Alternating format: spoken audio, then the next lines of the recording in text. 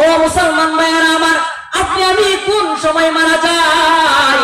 কেউ দুনিয়াতে থাকতে আসি নাই, এমন কোন মানুষ নাই আমরা দুনিয়াতে থাকতে আসছি।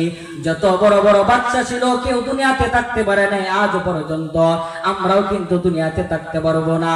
এই দুনিয়ার মানুষ আপনি আমি দুনিয়ার সফলতার জন্য, যাতে আপনি মারা যাওয়ার পরে আপনার স্ত্রী যাতে সুখে শান্তিতে বসবাস করতে পারে, আপনার সন্তান যাতে সুখে শান্তিতে বসবাস করতে পারে, মাতার গাম পায়া পালায়া এত কষ্ট মেহনত করার জন্য, নিজের সন্তানের জন্য, নিজের মেয়ের জন্য, নিজের ছেলের জন্য আজকে চোখটা মন যায়, চোখটা যদি দুইটা চক্ষু মঞ্জিয়ে যদি চিন্তা করি, এখন যদি আপনি মারা যান ওই 5 তলার বিল্ডিং এর মধ্যে আপনাকে রাখবে না, সাথে সাথে ঘর থেকে বের করে দিবে। শুধু তাই নয়, মসজিদের কাটুল্লার মধ্যে রেখে দিবে, আপনাকে ঘরের মধ্যে রাখবে না। আপনার সন্তান তখন আপনাকে চিনবে না, আপনার স্ত্রী আপনাকে আর গ্রহণ করবে না। এই জন্য সময় থাকতে সময়ের মূল্য বুঝতে হবে, আল্লাহ তাআলার হুকুম পরিপূর্ণভাবে মানা লাগবে। দুনিয়া টাকার জন্য চিরস্থায়ী না, আখিরাত হলো চিরস্থায়ী।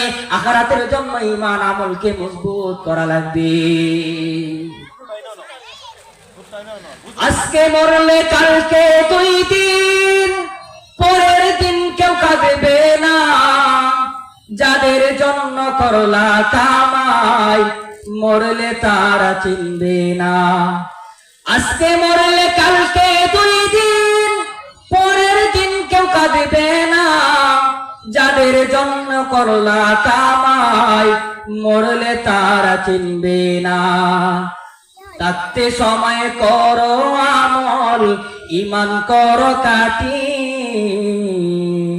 শেষ ঠিকানা তোমার আমার 3.5 হাত মাটি।